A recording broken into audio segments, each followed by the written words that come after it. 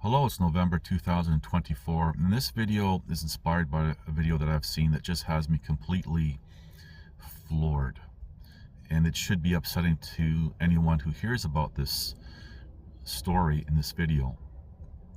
The topic of this video, once again, is going to be about busybodies and glorified busybodies. But I really want to go beyond that and highlight a tangent of those two topics and how it ties into the world today. Now, before I get into the topic of this video, I want to reiterate something that I've said for over a decade. Most people, and I emphasize most people in today's world, lack critical thinking skills, an extensive knowledge base, and cannot separate emotions when making conclusions. And this is the biggest foundation of why our civilization is reaching its demise. Now, just going to segue for a moment here. Because of these said three elements, this allows for very successful social engineering, social conditioning, which has really fractured society, divided people up so much. Whoever is imposing is simply taking advantage of the fact that, as a descriptive, people in today's world have been so dumbed down. Now, going back to the point of this video, once again, busybodies. And I've talked about this over the years extensively. Busybodies, for example, the average person, perhaps in your neighborhood or somewhere, call various authority types, usually police. And when they make a call, they exaggerate what they're seeing. Sometimes they actually believe, and to believe is to make an uninformed conclusion what they're saying.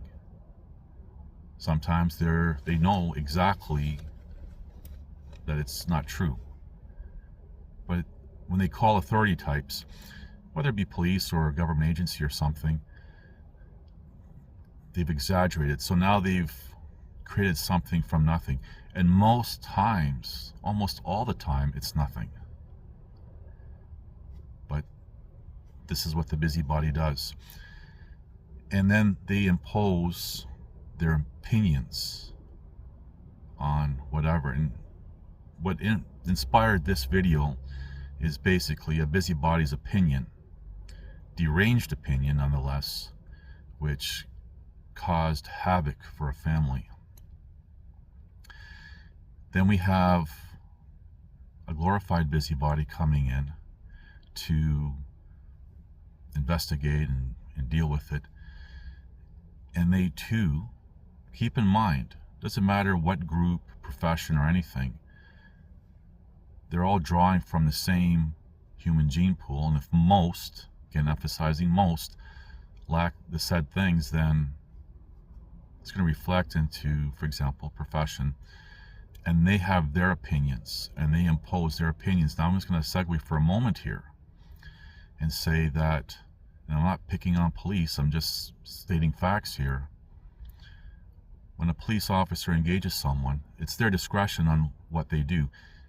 So that right there means that whatever they're doing while they're working is in their personal capacity, because they have that discretion.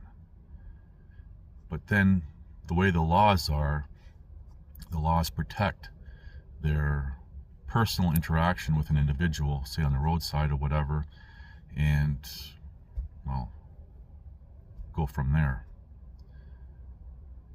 So they have their personal opinion and they're imposing that on an individual. And this is why I've said people in any position of authority, whether it be police officer to a professor or whomever, or somebody just getting a degree in something, just wants to have their mere opinions appear to have more weight. And most of the society just buys into it. But anyway, that's a different topic right there. So you have the people from the police to lawyers to judges, everyone acting in their personal capacity under the guise of being engaged in their profession to protect their personal capacity so there's no repercussions against them. Anyway, I digress, but that's not going to be the point of this video. But it's part of what inspired this video that I'm making here. Because there was a busybody who had called the police because a mother about half a mile away from home in a nice, safe, clean subdivision told her child to get out. I think the child was like 9 years old, and walked the rest of the way home. And somebody had seen the child walking alone on the street, called the police. The police came, and you can hear in the audio when the police officer's talking to this woman, the mother, how he doesn't trust and how he everything was in his personal capacity. And what's really crazy about all this, she ended up getting arrested and charged with 2 felonies. And the family, I guess, made a decision, like the husband and the wife, that she was going to plead guilty because, one, they couldn't afford the legal costs paying lawyers, and they were scared because if she was convicted, there would be a 2-year minimum sentence, because endangering a child to death or something and disturbing the peace of the state, pretty serious allegations. But she pled guilty, which she shouldn't have, but she was afraid and they couldn't afford a defense. And this is why most people convicted of anything are actually innocent. This is one example. And because she pled guilty, she has a criminal record now with these 2 felonies, she lost her job.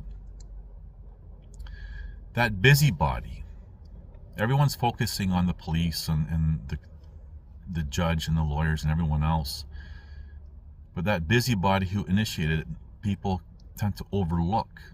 If it wasn't for that busybody who made that call, none of this would have happened. So that busybody imposed their opinion. The officer came along, imposed his opinion, and the courts and everyone else, the prosecutor, imposed their opinions, and this family's life is destroyed. That's the world we live in. But what I want to focus on now is when we see the busybody in the private corporate sector, say they own a massive corporation, let's just say a corporation that controls information or the potential of information. They impose their opinions. And if their opinions are such that it goes, I don't know, against, for example, the truth, there's nothing anyone can do about it because corporations can do what they want. And I'm just going to segue for a moment. What a lot of people don't realize, corporations in law have the status of a living human being. Now wrap your head around that. It's true. So you have now these busybodies who are also, when you get into in a corporation, different levels of management, for example, glorified busybodies, imposing their opinions. And for these people, it's an opportunity to be like a little a little mini king to have their opinions heard, and there's nothing anyone can do about it because that's their, for example, platform. And this is where we lead into censorship.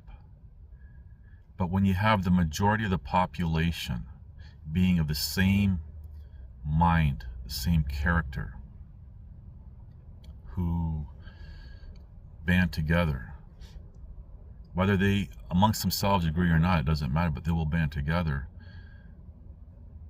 we see how the world is just disintegrating before our eyes. And one of the biggest problems we see is censorship. I've said, and I'm going to say again, we are in the late stage of the last stage of civilization, the age of decadence, again. And we repeat history because history is forgotten, either by chance or design. And what always follows is our demise. I want to focus on, just for a moment, being forgotten by chance or design. Combination of both, one or the other, whatever. But censorship does create the atmosphere to repeat the same negative end results that we've seen throughout history. Because how do you learn if information is being suppressed, for example? How does one improve their knowledge base, to have an extended knowledge base, if information is being suppressed? But again, this all wraps around the busybody and glorified busybodies. And again, glorified busybodies come in different professions. And my focus here, just to be clear, are the corporate ones. Don't want to play along? You don't use our services or product, period.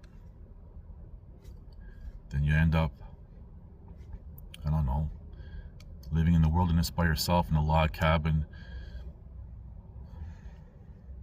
Is that so bad, really? Anyway, thank you for watching. Please like, subscribe, comment, and share.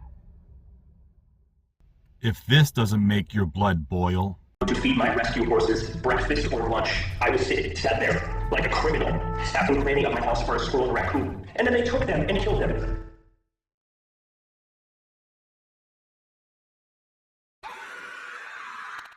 Now, the Daily Mail reported on the squirrel story, stating the Department of Environmental Conservation received several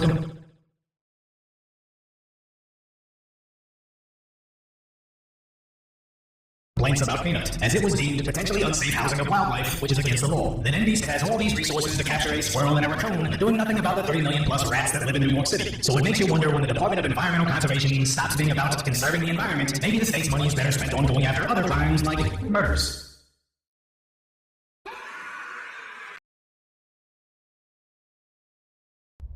this is just an update on the raccoon and squirrel story. The people of the internet were kind enough to find out who the busybody was, who called the authorities on this couple who had a nonprofit animal rescue and had their squirrel and raccoon taken away from them. And the backlash on this individual has been epic as a descriptive, and people all around the world have been reaching out to this individual. I'll just leave it at that. Now I'm just going to go off on a tangent here with regards to animals. And the squirrel had allegedly bit an officer. What people, especially people in various positions of authority, need to realize that animals will react instinctively without restraint to their environment or an individual or whatever threat that they may see. And when you think about the events that took place and the individuals involved going into this couple's home and raiding the place and destroying it all, the animals that were taken, the squirrel and the raccoon, were reacting to a very unnatural environment. And because of this, the animals were taken out of life unnecessarily. People have to keep that in mind. And this does tie into the human natural reaction when they feel a threat of any kind from anyone in any situation. The instincts want to protect themselves, but through social engineering, social conditioning, especially in certain scenarios, that instinct is suppressed and bad things happen to them. But it appears bad things happen to people who, for example, don't even defend themselves. But I digress.